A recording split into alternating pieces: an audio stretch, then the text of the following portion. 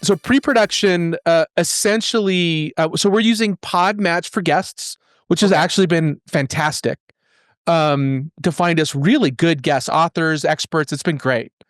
Even the CEO of Podmatch was on our podcast talking about earned media, so it was great. Nice. And I have let's get into the weeds here. So I have a service called cal.com, and cal.com allows me to schedule guests. It's a lot like Calendly.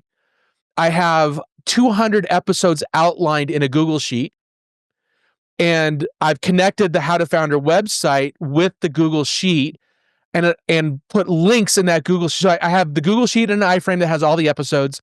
Guests can come onto that Google Sheet, click on the topic they want, and it jumps them right into cal.com and allows them to schedule on our calendar with the topic that they're interested in. That's like let me ask on that.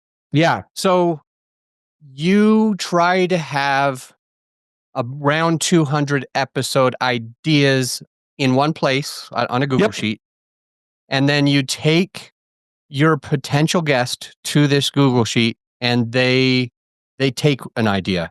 You might have one that says, how do you file taxes? Who knows? You might do that. You might not. But you got an episode idea, how to file taxes, and a CPA jumps on. He's like, yeah, I can tackle that one. And so he clicks it, and that's what you talk about. And then that goes down to 199 episode ideas. Exactly right. You got it. You nailed it. All right. What else? So once they schedule, they get on our calendar, and we're booked out till July. So the process is working out pretty well. For the listener, that's about 5 months ahead. Oh, sorry. Yeah. We're booked out 5 months ahead. Then it's automatically in our calendars. We've got it all scheduled. Then about a week or 2 weeks ahead of the go live date, I craft show notes. And show notes, I have a fairly lengthy ChatGPT prompt. Okay. That I'll use.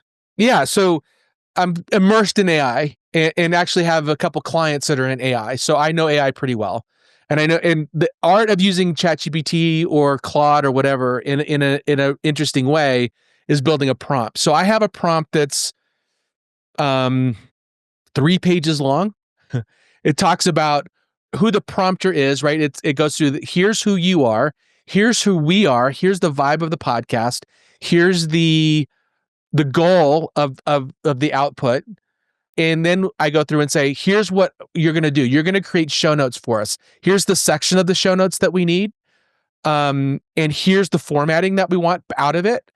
And after this prompt, I'm going to give you a title and a guest, and you're going to create all the show notes for me. And then I put the title and guest in, and it creates show notes. I would say the show notes are probably 65% good. I don't edit the show notes. I just put it in a file that Chris and I share, and we skip the 35% that isn't, because it's not being published.